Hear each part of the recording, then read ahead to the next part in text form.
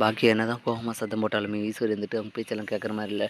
டேய் அவள் அப்படி தானே சண்டை போட்டு இருப்பா, அவள் பேச்செல்லாம் கேட்டால் இனி அவளுக்கு நல்லது பண்ண முடியாது. அதனால் நீ தைரியமாக வந்துட்டு நிச்சயதார்த்த தேவையான எல்லா ஏற்பாடும் பண்ணுற கோபி அப்படின்னு சொல்லி கோபியை சொல்ல, கோபி வந்து பார்த்தீங்கன்னா சரிம்மா நான் பார்த்துக்கிறேன் அப்படின்னு. ஆனால் பாக்கியா இப்படி சொல்கிறாளேம்மா, எல்லாருமே வந்துட்டு பாக்கியாவுக்கு தான் சப்போர்ட் பண்ணுறாங்க, நம்ம பேசாமல் கொஞ்சம் அவசரப்பட்டோமோ அப்படின்னு சொல்ல, டேய் அதெல்லாம் காலகாலத்தில் பண்ணிடணும்டா, இப்படி விட்டு விட்டு போகாதா அவள் இப்படி ஒரு முடிவு பண்ணிட்டு வந்து நின்று பாரு. அதனால் இதுக்கு மேலே தாமதிக்கூடாது.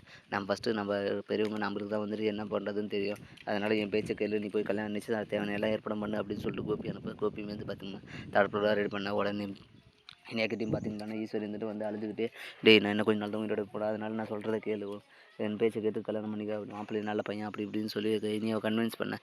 இனியாவையும் பார்த்தீங்கன்னா என்ன சொல்கிறேன்னு தெரியாமல் அமைதியாக நின்றுட்டு இருக்காங்க. கோபியும் அப்படி தான் பங்குக்கு அவங்களுமே கன்வின்ஸ் பண்ணுறாங்க. சரின்னு சொல்லிட்டு பார்த்தீங்கன்னா இனியா என்ன சொல்கிறேன்னு தெரியாமல் போய் பாக்கியா கிட்ட சொல்லி அழுறாங்க. பாக்கியா மீந்துட்டு பார்த்தீங்கன்னா நான் உயிரோட இருக்கிற வரையும் உனக்கு இப்போ கல்யாணம் பண்ண மாட்டேன், உன் விருப்பத்துக்கு மாற நான் எதுவும் செய்ய விட மாட்டேன், நான் பார்த்துறேன், நீ எதை பற்றி நினச்சாலும் கவலைப்படாத, நீ படிப்பில் மட்டும் கான்சன்ட்ரேஷன் பண்ணு அப்படின்னு சொல்லிட்டு பார்த்தீங்கன்னா இனியாவே சேராக பண்ணுறாங்க. சரின்னு சொல்லிட்டு பாக்கியாவை பார்த்துட்டிங்கன்னா போய் ஆகாஷை பார்த்துட்டு அவங்க செல்வியும் பார்த்துட்டு பார்த்தீங்கன்னா ஆறுதல் சொல்லிட்டு வந்துடுறாங்க. மறுநாள் காலையில் இப்படி போயிடுது. மறுநாள் காலையில் பார்த்துட்டிங்கன்னா பாக்கியா உள்ள சொல்லி பார்த்தீங்கன்னா மாப்பிள்ளை வந்து நிச்சயம் பண்ணுறேன்னு சொல்லி வர வச்சிடுறாங்க.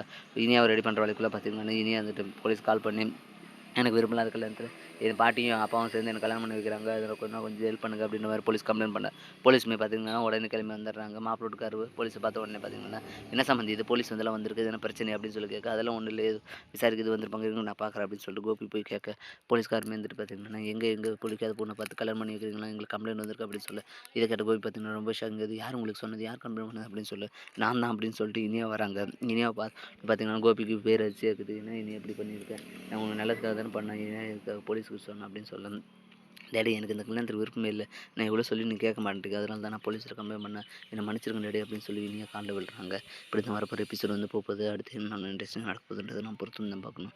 மேலே இது போன்ற அப்டேட்ஸ் தெரிந்து கொள்ள மறக்காம நம்ம சேனலை சப்ஸ்கிரைப் பண்ணுறேங்க, கூட பெல் பட்டன் எழுத்துங்க, அப்போ தான் நான் வர ஒவ்வொரு வீடியோ உங்களுக்கு நோட்டிஃபிகேஷன் வரும். தேங்க்யூ.